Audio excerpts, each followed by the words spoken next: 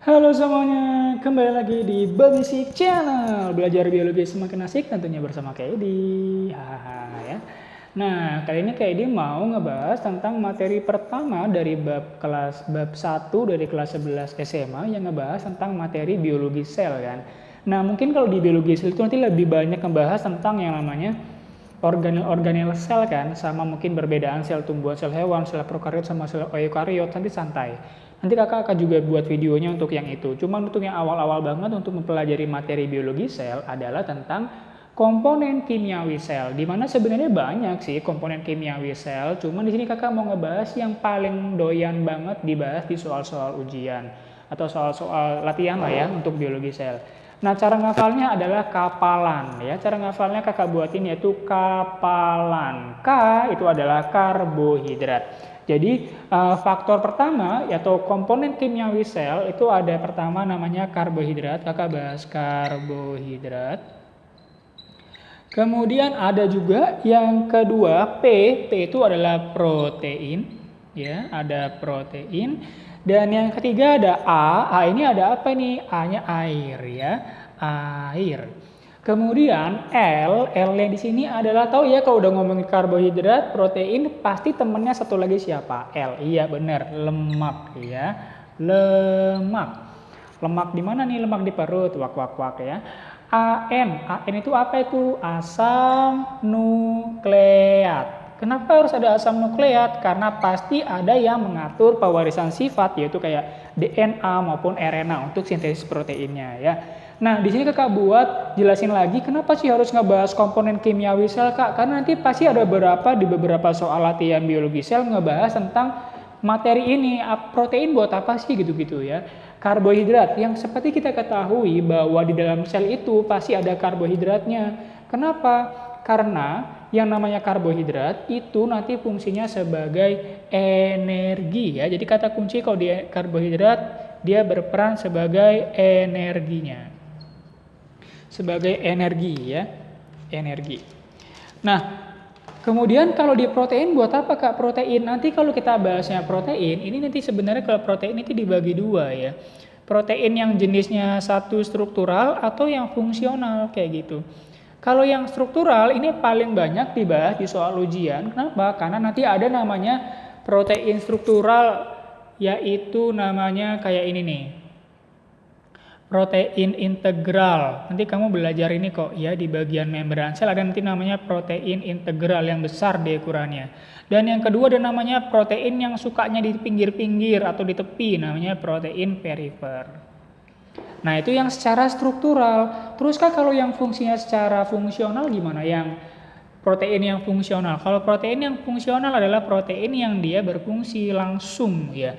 Contohnya adalah golongan enzim dan hormon. Ingat di dalam sel pasti ada aktivitas enzim dan juga hormon ya. Itu penjelasan untuk yang protein.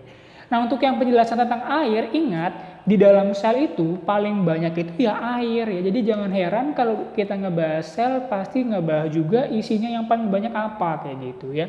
Di dalam sel paling banyak mengandung air di mana air ini komposisinya nyampe sekitar 50 sampai dengan 60%. Itu sel.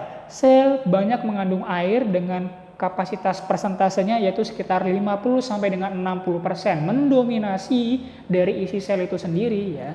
Dan sebenarnya buat apa sih kak air gitu kan?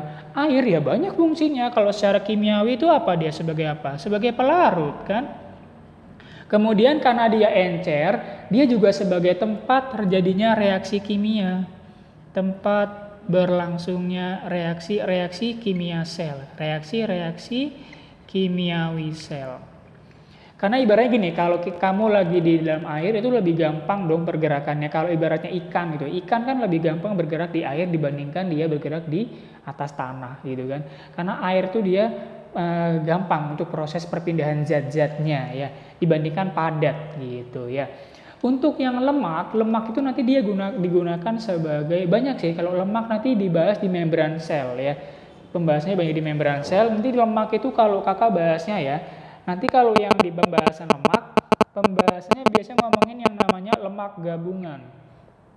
L gabungan, artinya lemak gabungan. Artinya nanti ada banyak sekali lemak-lemak yang berhubungan atau berinteraksi atau berikatan dengan jenis-jenis lemak yang lainnya, kayak gitu. Maksudnya gimana Kak? Lemak, ingat lemak nama lainnya ada apa? Nama lainnya adalah lipid, ya nggak? Lipid. Nah, beberapa contoh dari lemak yang melakukan gabungan atau bergabung dengan senyawa lain adalah yang ini nih Kakak tulisin. Pertama paling banyak dibahas yaitu fosfolipid. Fosfolipid merupakan struktur penyusun dari membran sel yang akan kalian pelajari nanti di next video yang akan buat ya. Fosfolipid ini merupakan penyusun dari membran sel. Di mana nanti fosfolipid berarti dia ada dua kata, fosfonik fosfat ya. Lipid berarti ya lipid, berarti lipid atau lemak bergabung dengan senyawa fosfat, di mana dia fungsinya menyusun membran sel atau berperan dalam pembentukan atau proses struktur dari membran sel ya. Yang kedua ada lagi namanya Kakak buat di sini glikolipid. Glikolipid. Nah, glikolipid ini juga banyak ditemukan atau akan kamu temukan di struktur membran sel. Kalau kita buka bahasanya, gliko ini artinya karbo ya, senyawa karbo. Sedangkan lipid ini adalah ya lipid, lemak. Lemak berikatan dengan senyawa gliko ya. Jadi beberapa contohnya kayak ada fosfolipid sama glikolipid. Mungkin yang paling terkenal di pembahasan biologi sel cuman ini ya, ada fosfolipid sama glikolipid. Nah, kalau yang terakhir yaitu asam nukleat. Asam nukleat buat apa Kak fungsinya? Kayaknya nggak ada Kak asam nukleat ya? Ada dong. Asam nukleat ini kan ada dua jenis ya kan? Ada apa aja nih asam nukleat? Ada DNA dan RNA. Yang pastinya di dalam sel harus ada yang mengatur proses regulasi di dalam sel itu sendiri, yang mengkoordinasikan sebagai pusat kontrolnya itu di mana? Ya di DNA sama RNA, sebagai besar itu di nukleus. Jadi nanti asam nukleat akan ditemukan di mana nih kalau di dalam sel? Di dalam nukleus. DNA RNA berperan prosesnya untuk apa? Untuk proses metabolisme sel pastinya ya. Untuk proses metabolisme sel.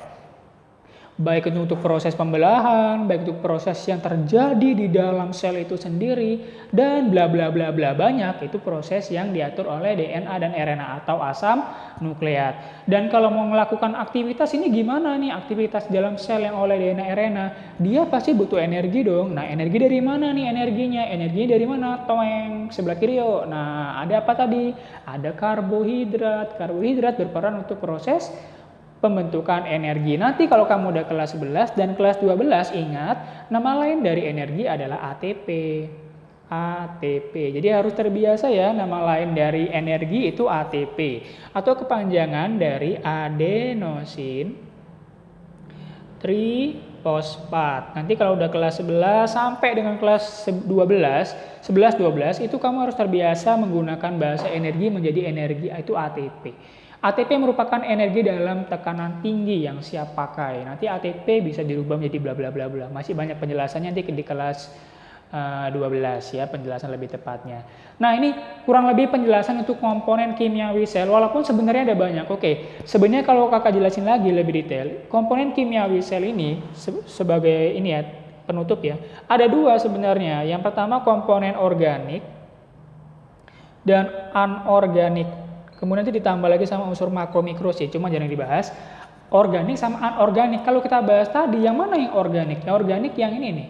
Ini karbohidrat itu organik, protein, lemak, sama asam nukleat itu organik.